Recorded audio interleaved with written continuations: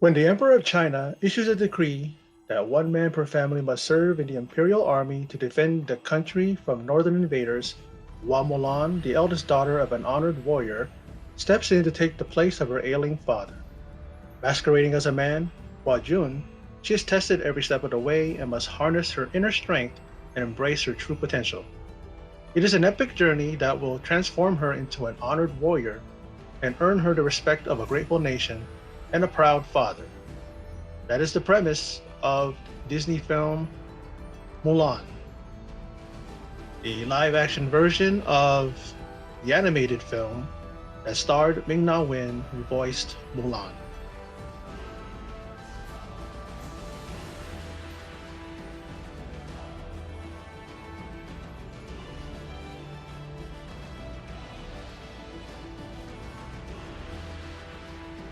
In this live adaptation of the beloved Disney film Mulan, the character of Mulan is played by Yifei Liu, or Liu Yifei, excuse me. Um, and she gives a very, very powerful performance. She is able to show us a wide range of emotions whenever it asks for in this film, and she goes through a lot of that. Now, in the film, we see Mulan as a child, and she just displays very strong chi that only a warrior must possess, as told to her by her father.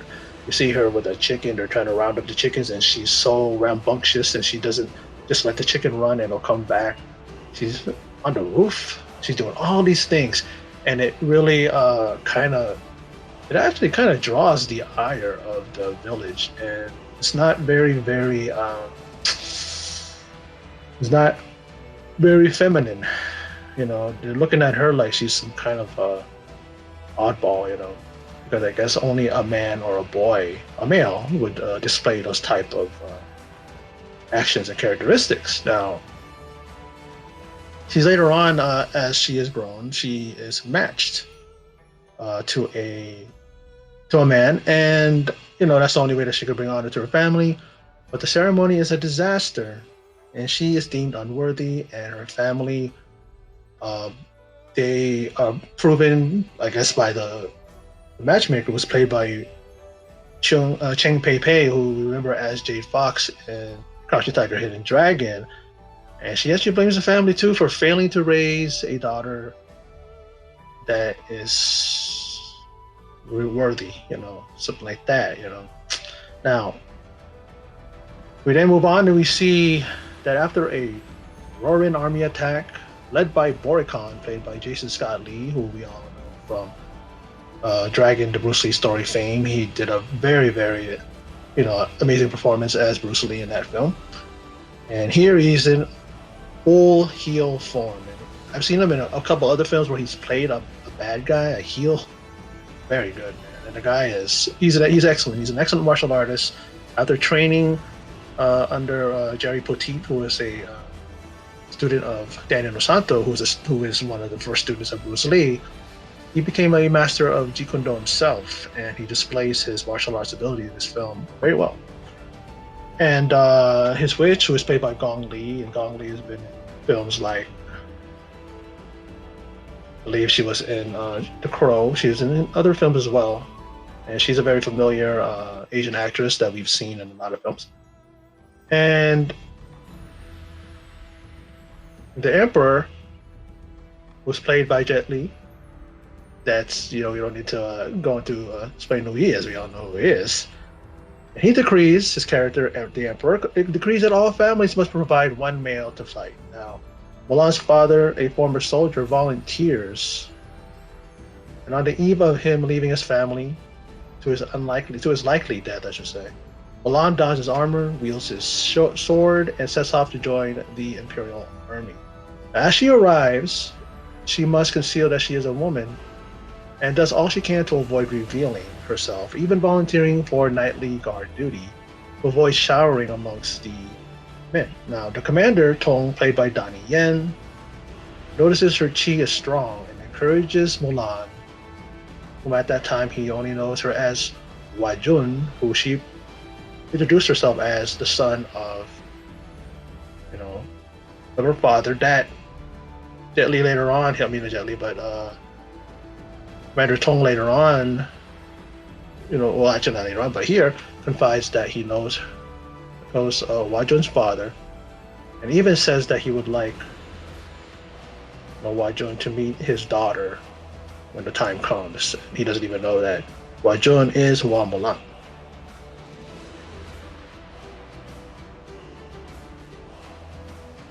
Now, after the Rowan army attacks another village, the recruits are thrust into battle. They only have a few, you know, weeks or so of training under them, but it's time for them to step up and be men. On the eve of battle, Mulan and her closest friends laugh and try to brave the unseen task ahead of them. Mulan displaying her recklessness, she displays as a young girl chasing a chicken, remember that. She goes after the ruined soldiers who took out those who accompanied her.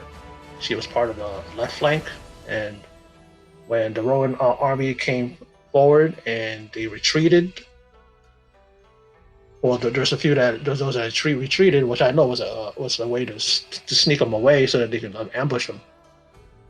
Uh, Mulan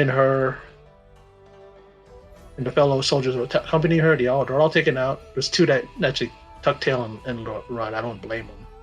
She just goes after them, and like I said, displays her recklessness, but at the same time her spirit, because she's a warrior. She was born a warrior, and she has that in her heart and inside of her. Now Mulan has a confrontation with the witch, who may know her true identity and believes she killed Mulan, taking her with her the secret she's lying about. It was because she patted herself up, Mulan, that just like a ninja star or some type of a star throwing a weapon. Penetrated her right here, but it didn't penetrate deep enough, so she didn't die. Now, after she recovers and she gets up, gets back on her horse, and then you see her ridding herself of her armor and everything else, and proceeds in battle and diverts the trebuchet, which was shooting these fiery cannonballs, just fiery cannons. And she causes them to turn the trebuchet around, shoot those at her, causes the avalanche. And doing that is very clever, but at the same time, it kind of put her fellow soldiers in, what do you call it, as well in danger themselves. Now,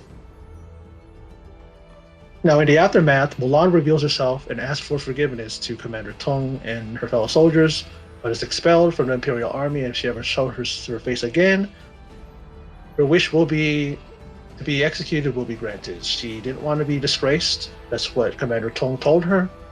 And she said, I'd rather be executed. And, well, he said, you show yourself again, your face again, you will get your wish granted. Now, Xianang, the witch, shows herself and tells of herself that she is like Mulan. She was exiled. She was, shunned by her village, her people.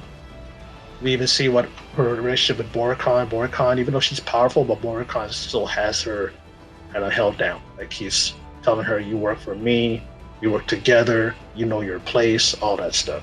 Now, she refuses to join her. And then she finds Commander Tong and informs him of the plans of the enemy to sneak into Imperial City to kill the Emperor. She convinces the commander, and with the acceptance of her fellow soldiers, who all stand for her to say that they are, behind her and everything.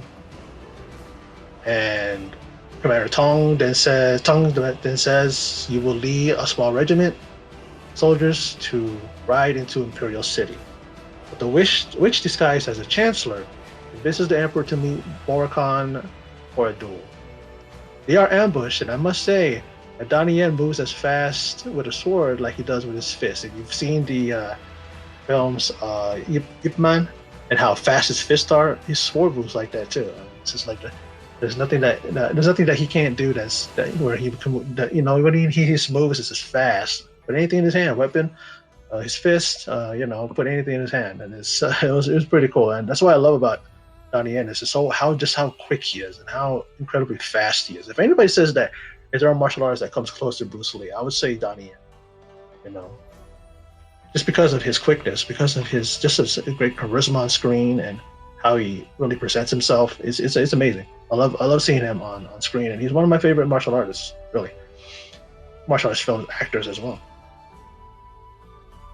Now, Milan and Hong Wei uh, actually are close confidant amongst the soldiers, and also someone who's like a love interest you see towards the end. And he had to be saved by her because he was buried under the snow, and she had to reach down and grab him, pull him out. And there's something that's growing between them. And Milan and Hongwei, they have an obvious attraction, like I said, and I'm pretty much pulling for them to get together. Once if she ever reveals herself to him, because he also has himself been matched to a woman, and he's kind of nervous about it. He doesn't know how to approach her. He doesn't know what he needs to do. How does he talk to her? And then him as and then of course as Hua Jun, Milan tells him, just talk to her like you talk to me. You know. But Mulan arrives before the emperor, but it is the witch. She's the one in his place, and she tries to convince the witch to take a noble path, but it is late for her. The witch then goes to Dorbarkhan and tells of a woman warrior who leads the imperial army. He says, "You led her to me," and attempts to shoot her with an arrow, or shoot actually Mulan with an arrow, and then the witch deflects it, gets in front of Mulan, and she takes the arrow for Mulan and dies a noble person, and tells Mulan before that to take your place. And she, in the end, did a good thing and led Mulan to the whereabouts of the emperor. And she passes as the witch, and one good thing that she did for her last deed, and that was to save Mulan. Now, in a great fight scene between Boracon and Mulan, they're on top of this wooden plank that's tied up. And she vanquishes Khan, cuts the rope and cuts the rope, and he falls seemingly to his death. No, she vanquishes Khan, sends him to his death, or did she? But as he tries to kill the emperor, she ends up shooting an arrow and killing Khan, finally sending him to his death, saving the emperor. Now, the emperor asks her name, and while Mulan is presented before the emperor at a ceremony later on, and she is presented before the emperor by a character played by Ming Na Wen, who voiced Mulan in the animated film. A nice cameo to connect her with the Mulan universe, if you will. The emperor shows his gratitude by offering Mulan a place in the emperor's guard, and this may be what the witch was talking about by finding her place, taking her place. But she humbly declines. Loyal, brave, and true is the oath she took, and must make amends and go home. Hong Wei stops Mulan to say goodbye, and they part ways. They touched hands and shared a tender moment as she left. She arrives to her village and is welcomed home and asks forgiveness of her father. But he says that his daughter means everything to him, and not the armor or the sword that she lost in battle. The Imperial Guards show up, and along with Commander Tong, and they offer Mulan a gift. It is a sword with loyal, brave, and true inscribed in it. And the Emperor's offer stands for her to join the Emperor's Guard. She smiles, and will she finally accept? Her ancestors would celebrate her in the vault of heavens, it finally says towards the end of the film. The girl became a soldier, the soldier became a leader, and the leader became a legend. That is how the film ends. It was really an amazing film. This movie, like I said, was very, very good. Well done. Nikki Caro, who was the director of this film, did an outstanding job. The first woman to direct a film that was in excess of 200 million to make. You know, we had an amazing cast with Yifei Liu as Mulan, and we had Jason Scott Lee and Donnie Yen and Si Ma and Jason Yosan An, I should say, and Gong Li, Jet Li. You know, a lot of veteran actors, and of course, one of my favorites, Ming Na Wen, was in here. People were wondering, is she gonna have a cameo in here because she's the voice of the original Mulan? And she was. She was just a guest who presented Mulan before the Emperor. And this movie really deserves all of the great reviews that I've been reading, and a lot of the great feedback. And fans so far seem to love it, but I'm sure there's going to be those that are going to be like complaining, and especially the fact that a silly dragon Mushu wasn't in this thing. But you got to remember that offended a lot of the Chinese audiences in the country, so it's like they're going to remove that, and it is silly. The only reason why you have Mushu is because it was a musical, because it was an animated film. So you have those type of characters. You're not going to have a character like that in here unless it was going to be a straight up serious dragon. But I don't know, in its place, I guess the Phoenix took its place, because you see the Phoenix guiding Mulan throughout the film. Um, but yeah, like I said, this movie was just an amazing visual.